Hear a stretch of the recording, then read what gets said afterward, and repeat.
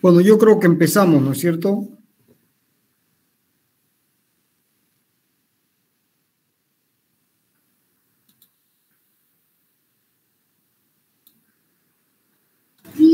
Sí, ingeniero.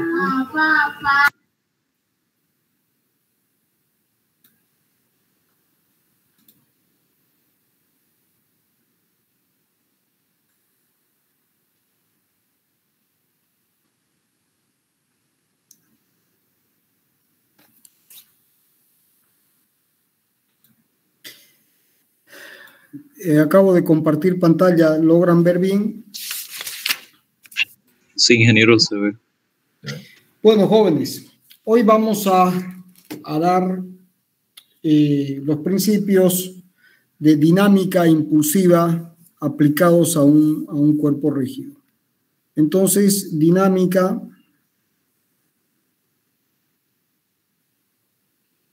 impulsiva, por supuesto, aplicada a cuerpos rígidos. Ingeniero, tengo una duda respecto al tema anterior. Diga. No. En la parte de la distancia de la barra al centro instantáneo de rotación, en la fórmula que hace L medios por el seno del ángulo. Sí. ¿No sería otra la fórmula? Porque no logré entender.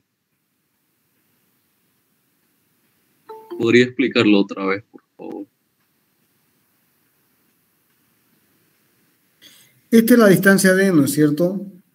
Y este es el centro instantáneo de rotación. ¿De acuerdo? Sí, ingeniero. Si este es el ángulo θ, este es el ángulo θ. ¿Sí? Sí. Y si la barra tiene una longitud de L, esta distancia, la voy a marcar con rojo, es L sobre 2. ¿Estamos de acuerdo? Sí, entonces, ingeniero. el seno de θ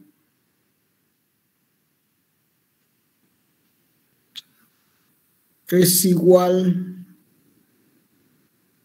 el seno de θ es igual a D sobre esta distancia, que es el radio. A ver si estoy bien. Esto gira así. En realidad es la tangente de θ. La tangente de θ es igual a D sobre L sobre 2. ¿De acuerdo? Entonces D es igual a L sobre 2 por tangente de θ. Creo que este es el error. ¿Estamos de acuerdo?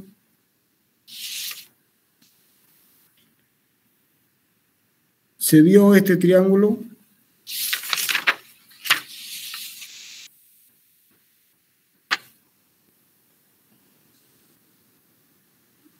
La distancia D y la longitud de la barra va a ser siempre perpendicular hasta el centro instantáneo de rotación. A ver, analicemos ese caso. Si la barra está así,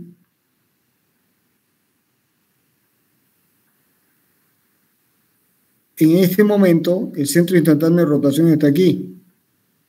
Entonces la distancia es D es igual a L sobre 2. Bien, vamos a analizar. Está bien tu duda, vamos a analizarla porque por ahí hay un problema. Bien, entonces sigamos. Sigamos con el análisis. Cuando la barra está completamente echada, que es esta posición, el centro instantáneo de rotación pasó de esta posición pasó a esta posición. Entonces, nuevamente D vale L sobre 2. En un instante determinado, si la barra se mueve con esta velocidad y con esta velocidad, yo tengo que el centro instantáneo de rotación en un instante dado es este, y va recorriendo un cuarto de círculo, ¿de acuerdo? Hasta ahí estamos, ¿no es cierto, joven? Esta es la posición del centro de gravedad, del centro instantáneo de rotación. Hasta ahí estamos, ¿no es cierto? Y la barra se va moviendo así. Esta es la barra. Ahora, si uno traza esto es el radio. Este es el radio. Entonces, ¿el radio cuánto vale? El radio vale L. ¿De acuerdo? El radio vale L. El radio vale L. Ahora, ¿cuánto vale esta distancia en un instante dado cualquiera? Vale L, que sería esta distancia. Pero vamos a tratar. Esta distancia es L. Y a mí me interesa, no va a ser siempre perpendicular. Ahí hay un problema. Ahí hay un problema.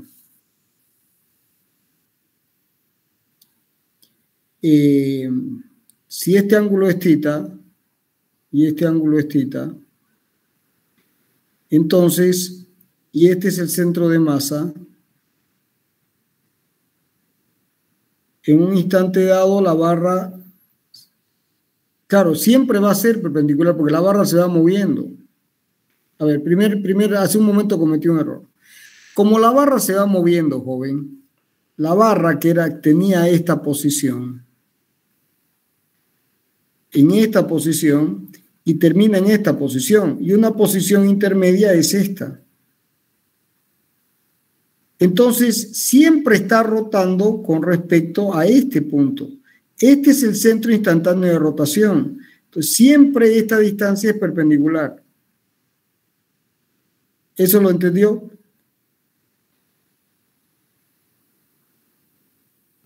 El centro instantáneo de rotación lo hallamos con las velocidades en los puntos que están en los ejes, le hacemos las perpendiculares, ¿cierto? A ver, voy a trazarlo de nuevo. Lo hemos trazado en la anterior clase y lo volvió. Pensé que lo tenían claro, pero no está claro. Si esta es la barra, en el instante inicial, ¿no? ¿Cómo se mueve la barra? Se mueve así. Entonces, ¿dónde está el centro instantáneo de rotación? Es este punto. Bueno, cuando la barra se mueve a esta posición, este punto se mueve así y este punto se mueve así. Entonces trazo la perpendicular y trazo la perpendicular y este es el centro instantáneo de rotación. ¿Se entendió? Sí. Ahora, si esta es la barra, trazo la perpendicular y este es el centro instantáneo de rotación. ¿De acuerdo? Sí.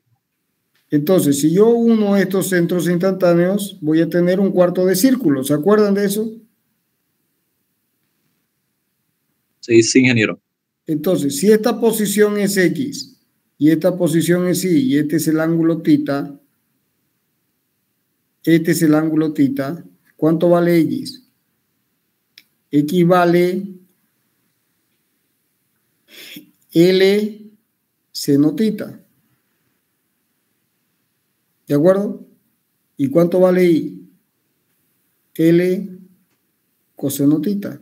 Si ahora yo elevo al cuadrado y sumo, tengo esta expresión. Y esto vale 1. O sea que X cuadrado más Y cuadrado vale L cuadrado. O sea que la trayectoria que recorre el centro instantáneo de rotación es un arco de circunferencia. O sea, esta es la circunferencia de radio L. Es este arco el que recorre. ¿Se entendió? Por supuesto, esta parte no se considera porque no tiene la barra parte vertical y termina horizontal. Ahí termina el movimiento. Entonces solamente es el arco superior. No, los otros 3/4 de arco no aparecen. ¿Se entendió hasta ahí? Sí, ingeniero. Bueno, entonces, conocido el centro instantáneo de rotación, fíjate que en cualquier momento, siempre el centro de masa siempre el centro de masa se está moviendo, siempre el centro de masa se mueve perpendicular. Porque este es el centro y este es el centro de masa y este es el centro instantáneo de rotación, el CIR, y aquí tengo el centro de masa. Cuando paso a esta posición es porque la barra vino a parar aquí. Como este es perpendicular y este es perpendicular, entonces el centro de masa va a estar, el dibujo no está bien, pero siempre la barra hasta que termina horizontal y el centro instantáneo de rotación terminó aquí y el centro de masa está aquí y es esta la distancia. O sea, parto de esta distancia y termino en esta distancia. O sea, parto de L sobre 2 y termino en que la distancia D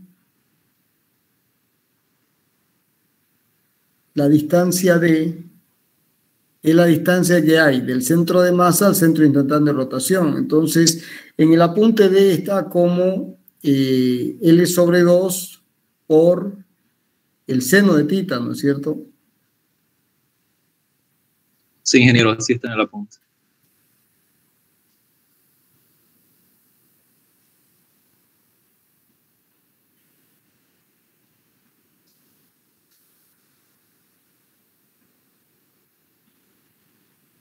Esto es L. Y aquí está el centro de masa. Y esto es L. Y aquí está el centro de masa. ¿De acuerdo? Y esta es la trayectoria del centro instantáneo de rotación.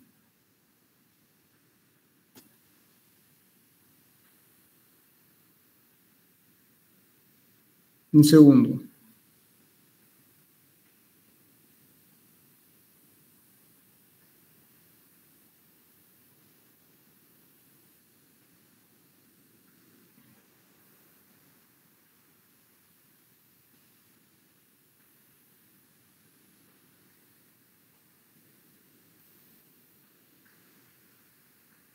Y esta es la trayectoria. Cuando la barra está aquí,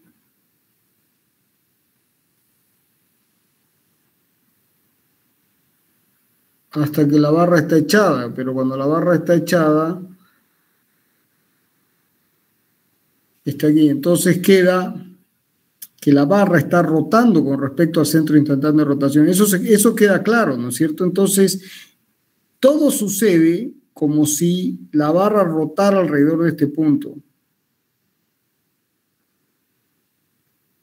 Bien, entonces aquí está rotando respecto a este punto. Entonces, esta es la distancia D. Es L sobre 2. Y aquí está rotando con respecto a este punto. La distancia es L sobre 2. Entonces, en un instante determinado, la distancia está, esta distancia es L sobre esta distancia es L. Entonces nos queda D. D me interesa. Está mal la expresión de D. Fíjense que D podríamos sacarlo, si esto es tita, esto es 90 menos tita, esto es tita. ¿Estamos de acuerdo? Entonces, D va a ser L menos esta distancia, que vamos a llamarla D'. Es L menos D'.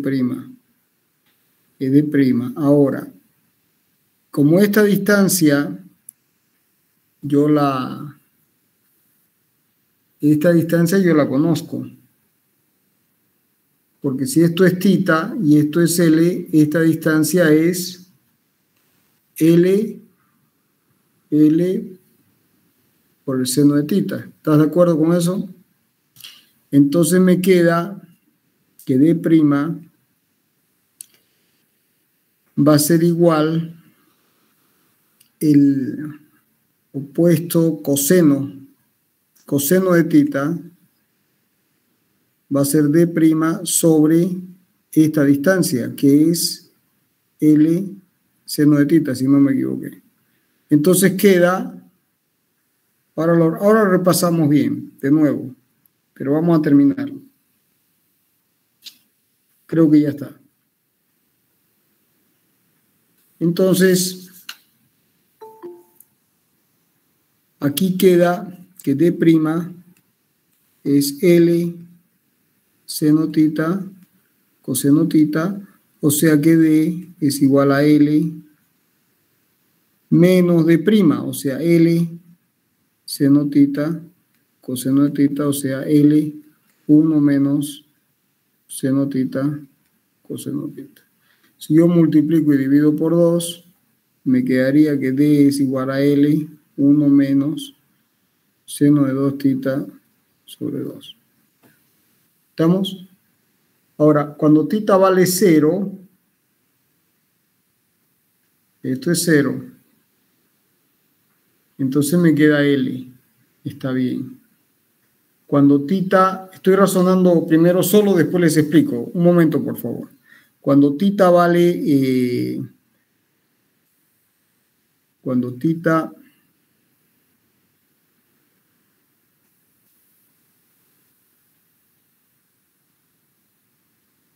tita vale pi sobre 2, queda seno de 2 pi sobre 2, vale 0 y vale L sobre 2. Está perfecto, esta es la expresión.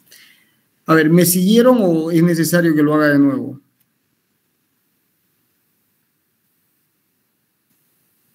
Está bien, ingeniero. Vamos a repasar. Hay un error en la determinación de L. Muy bien, joven.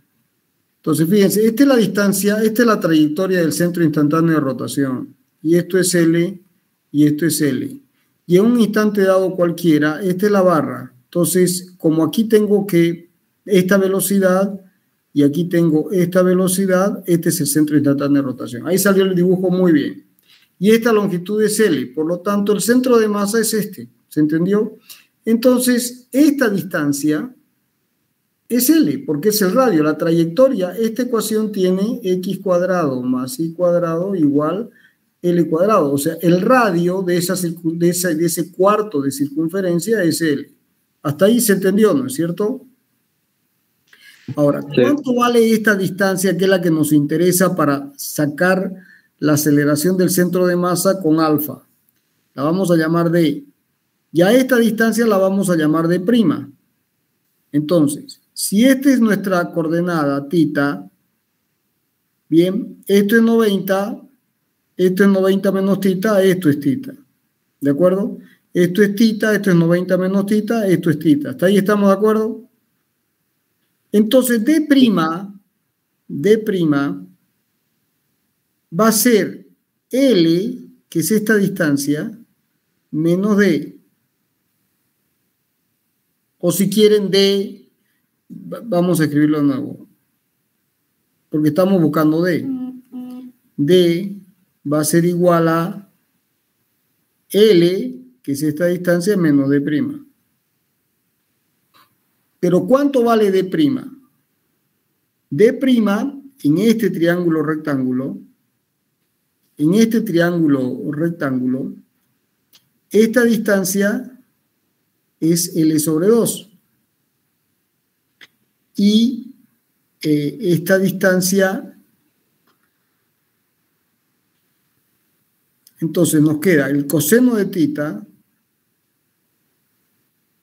El coseno de tita es igual a esta distancia, que es L sobre 2. Esta distancia, perdón.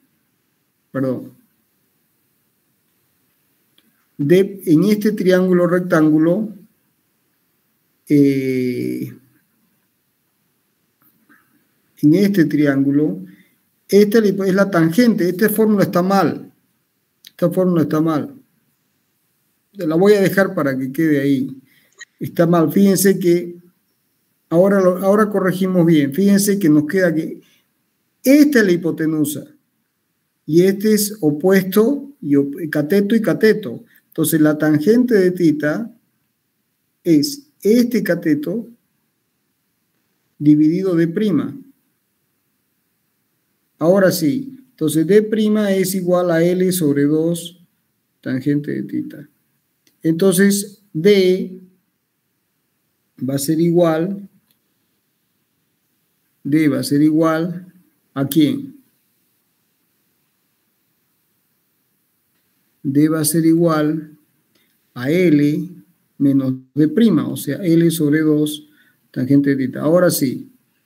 Entonces nos queda que L, factor común de 1 menos 1 sobre 2 tangente de θ. No sé, la otra fórmula estaba mejor. Aquí no sé, está muy interesante esto. Aquí, a ver. Ingeniero, Diga, si joven. uno traza la trayectoria del centro de masa de la barra L, también va a describir una trayectoria a un cuarto de circunferencia, ¿cierto? Entonces no sería la distancia D siempre la mitad de la longitud de la barra, solamente que no sería siempre perpendicular. No, es que aquí el tema es este, ¿no? O sea, que D siempre sería L sobre 2. ¿Eso es lo que estás planteando? Sí, ingeniero. Puede ser.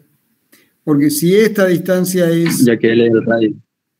Que L es el radio, pero el tema es, como L es el radio, entonces el centro de masa parte de L sobre 2, entonces el centro de masa describiría esta trayectoria. Ese tu análisis está muy bien. Sí. O sea, esta sería la trayectoria del centro de masa y esta sería la trayectoria del centro instantáneo de rotación. Entonces, como esta distancia es L sobre 2, esta distancia siempre sería L sobre 2. ¿Está bien tu análisis? Está muy bien. Hay que corregir eso en el apunte, hay que borrar un seno, digamos, eso es todo. ¿No es cierto?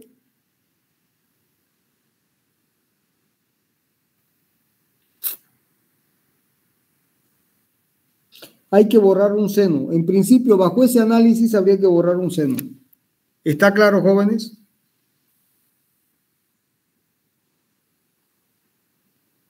La pregunta de su compañero fue útil. Fue muy útil. Sí. No. Entonces, a ver, vamos a hacer un resumen de esto, ¿ya? Fíjense, vamos a hacer dos cosas. Si esta es la barra de longitud R y esto es L sobre 2, este es el centro de masa. El centro de instantáneo de rotación recorre esta trayectoria y esto es L. En un instante cualquiera, esto es L. Y el centro de la barra se va moviendo y parte de esta posición y termina en esta posición. O sea, haría esta trayectoria. Bien, y esta es la trayectoria del centro instantáneo de rotación. O sea que esta distancia, con la observación de su compañero, que está muy bien, D vale directamente si esta distancia es L sobre 2 y esta distancia es L, vale L menos L sobre 2 igual L sobre 2. Bien, bien. Esa sería la figura, digamos. Entonces, fíjense, aquí en esta posición, la barra toma una posición tal que está aquí, un poquito más arriba, digamos. Esto viene aquí, esta, con esta. Entonces, esta es la barra y el centro de gravedad, el centro de la barra se movió.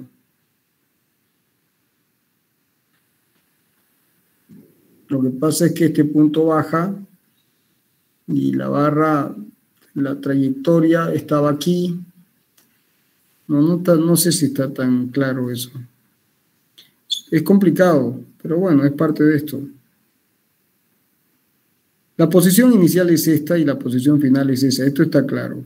Ahora, en una posición intermedia, esta, por ejemplo, ahí el centro de gravedad está aquí. Y en otra posición intermedia, esta, por ejemplo, el centro de gravedad estaría aquí. Entonces,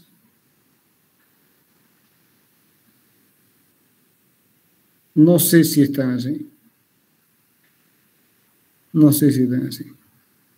Bueno, el punto es el siguiente, jóvenes.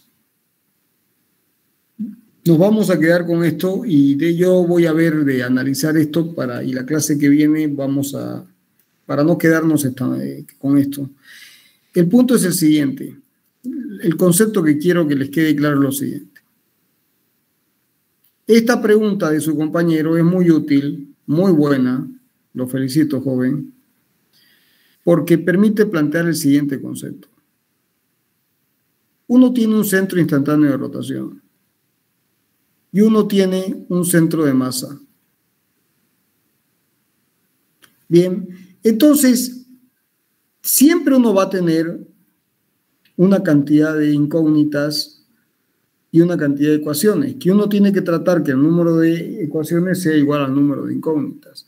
Para poder cerrar ese planteamiento matemático, o sea, que el número de ecuaciones sea igual al número de incógnitas y el sistema sea compatible, determinado y tenga una solución, es un tema de álgebra, el teorema de álgebra.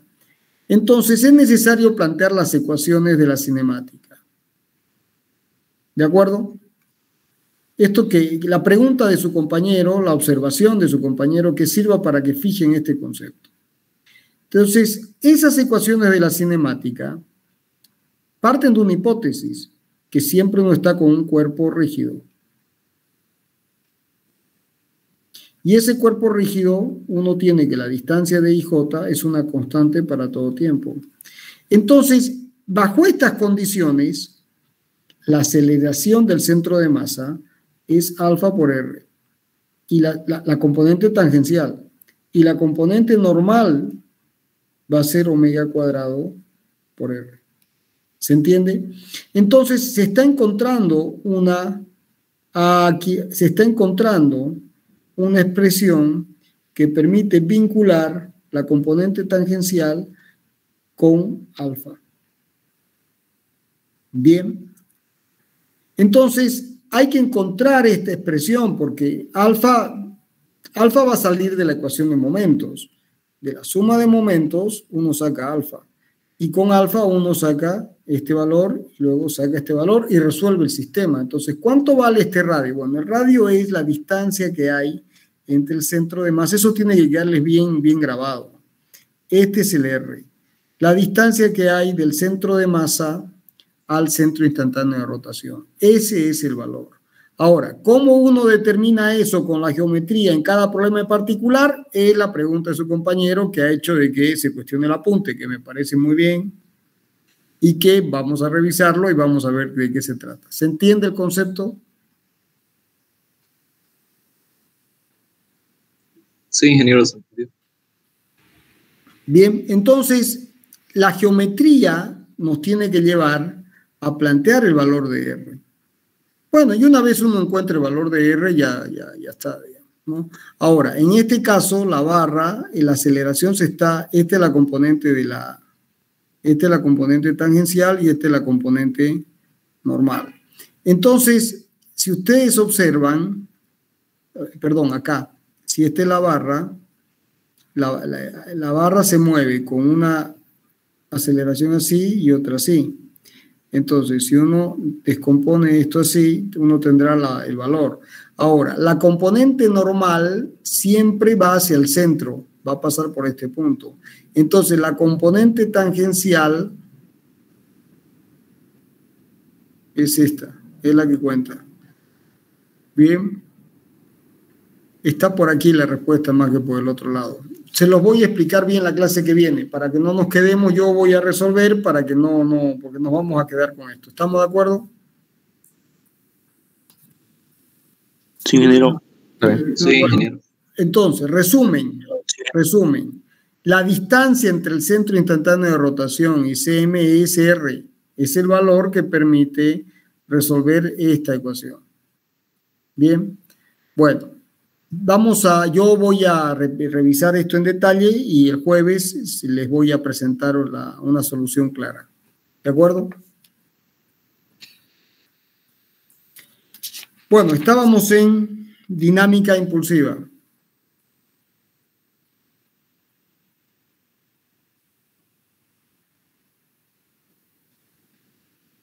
Para un cuerpo rígido. Bueno, este es un tema, jóvenes, muy importante y se denomina impulsiva porque tanto las fuerzas F sub I como los momentos F sub J actúan pequeños intervalos de tiempo. Son muy pequeños intervalos de tiempo, por ello eso se llama impulsiva. Estamos hablando de impulsos. Ahora, si ustedes recuerdan, el impulso lineal se expresa como F diferencial de T entre TI y TJ. Y esto, si quieren, se puede aproximar como la sumatoria, sustituyendo la integral por la sumatoria de las F sub I por los delta T sub I. De la misma forma, el impulso angular con respecto a un punto O será la integral de MOJ diferencial de T desde un tiempo inicial a un tiempo final. Y esto se puede aproximar como la sumatoria de los momentos J-ésimos con respecto al punto O siempre por un delta T. Entonces, primera caracterización, primera para que sea la dinámica impulsiva, el delta T tiene que ser muy pequeño. El delta T tiene que ser muy pequeño. Esa es la primera condición. Bien, es la primera condición. La segunda, las definiciones que vienen a continuación son que el impulso lineal vale esto y el impulso angular vale esto. Bien. Bueno, entonces, ¿qué teoremas se aplican aquí? Los dos teoremas fundamentales. El teorema de conservación del impulso lineal y angular, es decir, si la suma de las fuerzas es igual al cambio de la cantidad de movimiento en el tiempo, y esto se puede expresar como el cambio de la masa por la velocidad del centro de masa en el tiempo. En el caso de la dinámica impulsiva aplicada a un cuerpo rígido, el diferencial de P será sumatoria de fuerzas en un delta T. Y de aquí se saca que integrando la integral de P sub F menos P sub I es igual a la suma de las integrales de F de T. Y estos son los impulsos.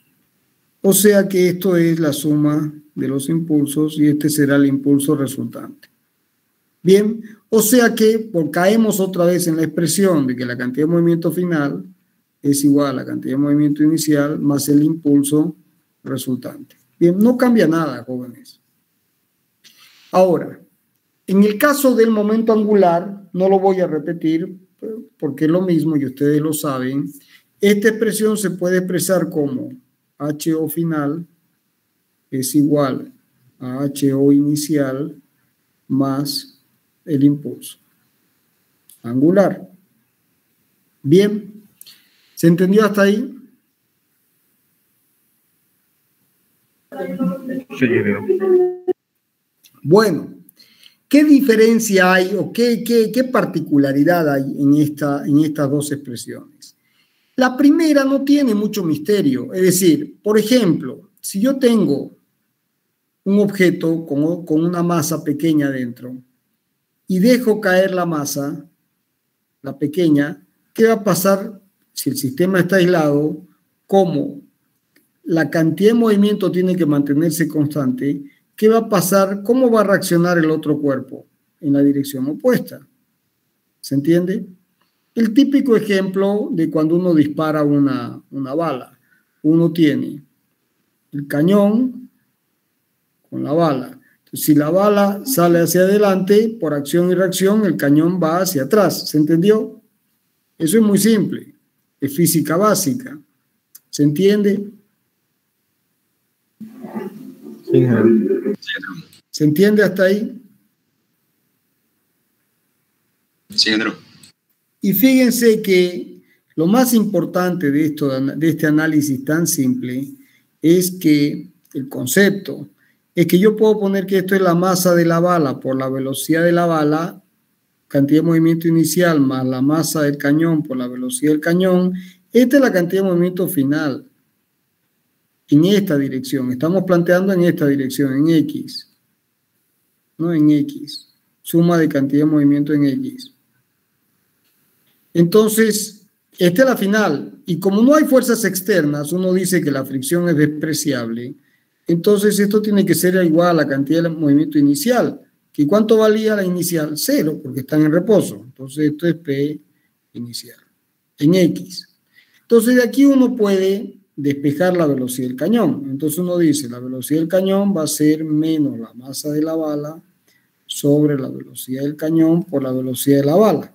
Bien, entonces fíjense que esta expresión muy simple, pero permite entender el concepto, que además se analiza en física básica y en colegio. Aquí el concepto es que este concepto muy simple, la idea central, es que si el sistema está aislado y no existen fuerzas externas, la fricción, esta fricción es despreciable. Entonces, la velocidad de la bala, si la velocidad de la bala es positiva, o sea, si esta velocidad va hacia allá, la velocidad del cañón va a ser negativa, va en sentido contrario.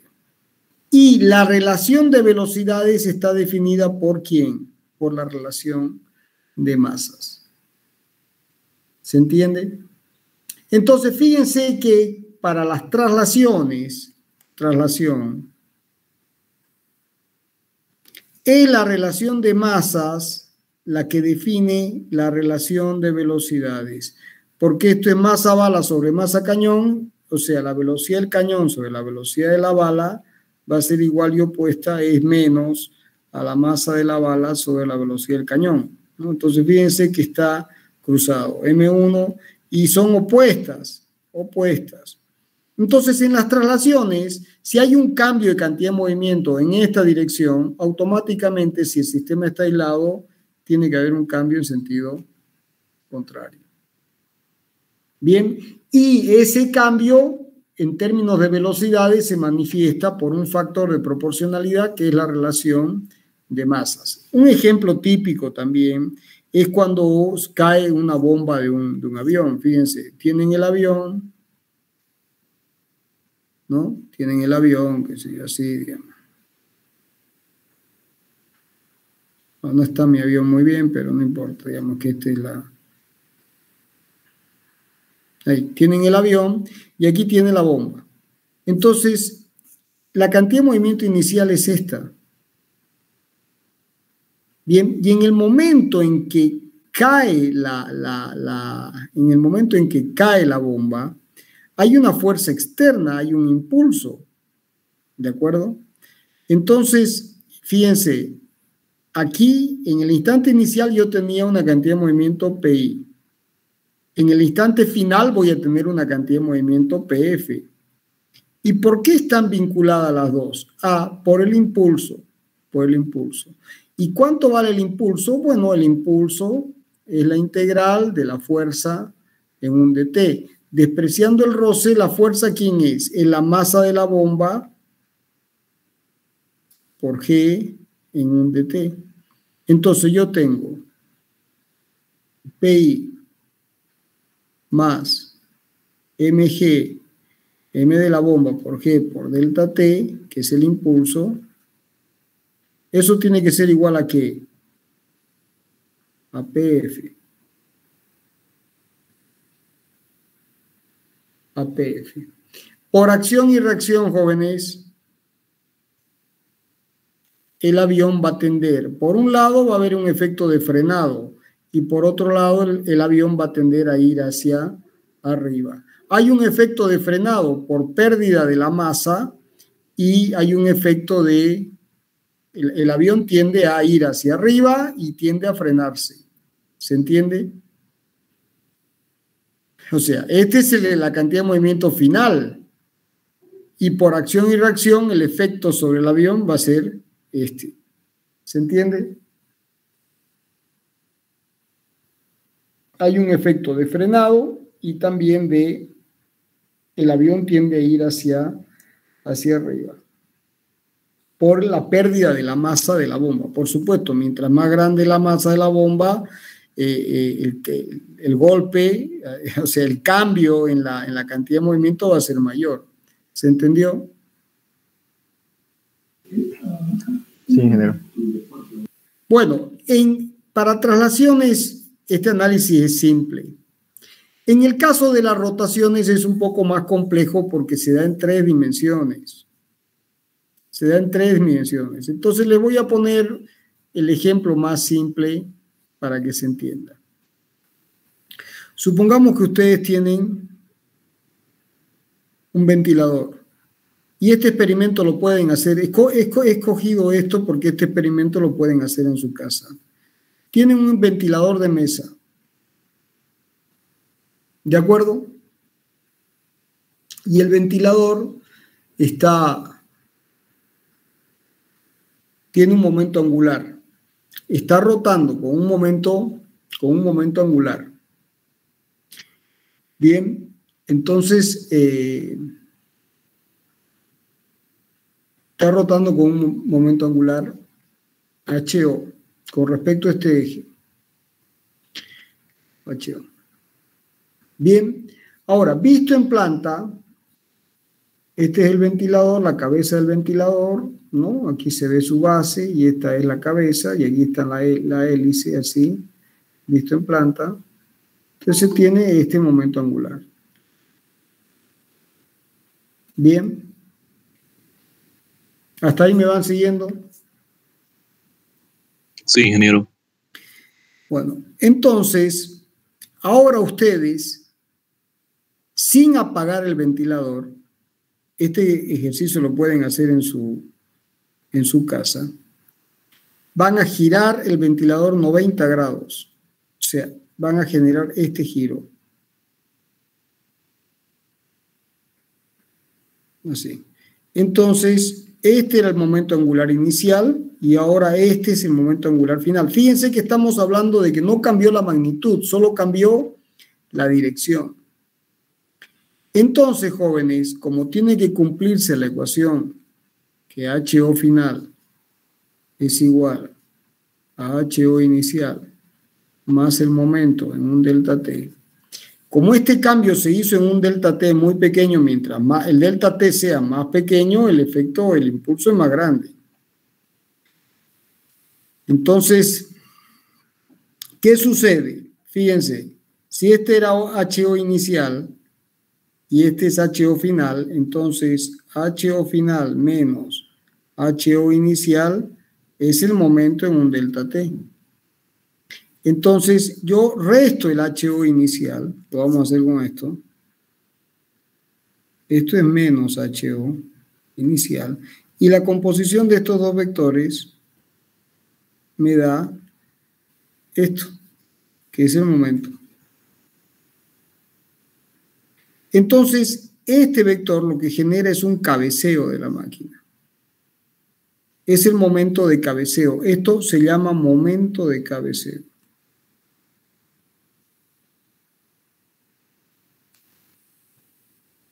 ¿Y por qué se llama de cabeceo? Porque la máquina cabecea. Entonces, solamente una máquina que está girando, que está rotando, solo por cambiar la posición del vector momento angular, sin cambiar la magnitud, se genera un efecto en una tercera dimensión. Por eso es un poco más complicado ver esto. Se genera un momento en una tercera dimensión que se llama momento de cabeceo. Momento de cabeceo. Bien. Bueno, eso es. Eso es. Entonces, si ustedes ahora van a hacer este ejercicio, ¿tienen un ventilador de mesa en su casa? Si no, buscan uno. Entonces, toman el ventilador y está rotando y lo giran. Lo giran. Hacen que cambie, que el vector momento angular que estaba así, cambie 90 grados. Al hacer ese ejercicio, la cabeza de la máquina va a hacer esto. Aparece un momento en 3 dimensiones, que es el momento de cabeceo. Y eso es producto de conservación del momento angular. En el caso de la traslación, siempre se manifiesta en la misma línea de acción, mientras que en el caso del momento angular, la manifestación es en una tercera dimensión. Esa es la diferencia. Esa es la diferencia. ¿Se entendió? Entonces, por ejemplo, el mismo efecto, entonces, si ustedes tienen una amoladora, por ejemplo, han visto de las amoladoras y está girando la amoladora, y de golpe ustedes cambian la posición, lo que van a sentir es que al girar la moladora encendida, van a sentir que la moladora tiende a moverse en este sentido, hace fuerza sobre la mano. No sé si han experimentado eso alguna vez. Conclusión, toda máquina rotante, toda máquina que está en rotación, tiene un momento angular. Y cambiar de posición esa máquina encendida significa cambiar la dirección del momento angular. Al cambiar la dirección del momento angular, aparece un momento en la tercera dimensión que se llama momento de cabeceo. ¿Todos lo entendieron? Sí, ingeniero. Ingeniero. Entonces, cuidado con el momento de cabeceo porque la puede romper la máquina. Es típico en turbinas eólicas, por ejemplo, en aeromotores. ¿Se me frega el ventilador? ¿Cómo? O claro, al final se termina fregando todo el sistema el apoyo de la cabeza, ¿no es cierto? Se embroma el apoyo de la cabeza. Lo mismo sucede, jóvenes, si ustedes tienen el avión con sus alas así, digamos, y aquí tienen un rotor y aquí tienen el otro. Entonces, si uno ve en planta esto, así, digamos, este es el avión y aquí hay un rotor y aquí hay el otro, entonces si este es el momento angular inicial, este es de una hélice y este de la otra, la suma está aquí, que esto es 2HO. ¿Se entiende? Si de golpe se apaga uno de ellos, este, por ejemplo, este desaparece, el momento angular final pasa a ser solamente este. Entonces, el momento angular final menos el momento angular inicial, siempre vector, tiene que ser igual a ¿quién? Al momento en un delta t. Entonces, el inicial era este. Entonces hago menos esto. Entonces esto es menos 2HOI. Y el inicial y el final es este, porque este se apagó. Entonces sumo este con este y me va a dar, este va a estar aquí. Fíjense, este va a venir aquí, porque el dibujo está en la mitad, ¿no es cierto? Entonces esto va a terminar siendo aquí, pero va a estar ubicado aquí, porque está entre estos dos. Aquí. Este es el HO final, menos el HO inicial. Es este. ¿Y eso qué significa? Que el avión va a tender a cabecear en este sentido si se apaga uno de los motores. ¿Se entendió? Es el momento de cabeceo. ¿Se entiende, jóvenes? Sí. Bueno, hasta aquí. Vamos avanzando y yo tengo cosas que hacer, así que van a disculpar. Escúchenme una cosa. Yo les debo la pregunta de su compañero para la clase que viene, que está muy bien la pregunta, está excelente, y eso permite reforzar conceptos. Y la clase que viene vamos a tratar de dar movimiento giroscópico y con eso terminamos este capítulo. Bien, y nos quedarían los problemas. ¿Estamos hasta ahí? Entonces, a ver, como resumen para que quede claro, el jueves yo tengo que explicar este tema de la pregunta del problema que quedó pendiente y daríamos movimiento giroscópico para terminar dinámica del cuerpo rígido. ¿Estamos hasta ahí? Sí. ¿Cómo les está yendo con la resolución de problemas y todo?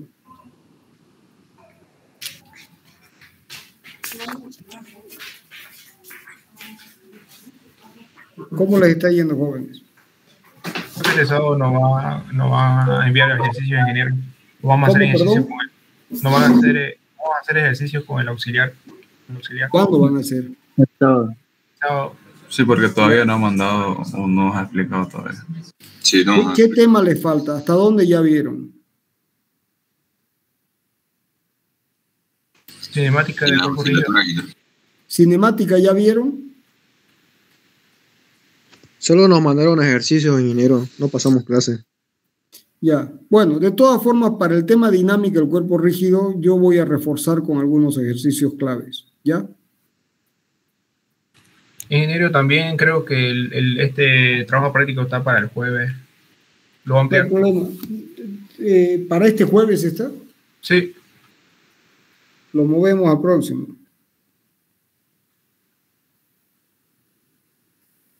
A ver.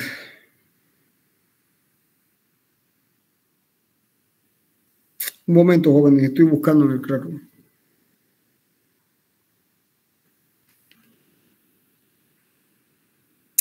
O sea,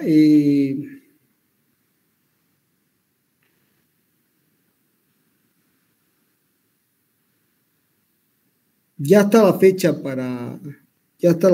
de la carpeta todavía. Ya está la carpeta. Entonces, ¿para cuándo está la carpeta? Para el 12 de febrero. No, ni se fijaron ustedes, jóvenes. Para el 12 de febrero está la carpeta. No, el trabajo práctico, el de dinámica, ingeniero. Ya. Ya vamos a darle un poquito más de tiempo. Entonces lo podemos poner para el 12, para el 10, así, o el 11, un día antes. Ya, ¿está bien? Ya lo cambié. A ver, fíjense, por favor. Sí, ingeniero, ya cambió. Bueno, jóvenes, nos vemos el jueves entonces. Listo, ingeniero. Hasta luego. Hasta luego. Hasta luego, ingeniero. Hasta luego, ingeniero. Hasta luego.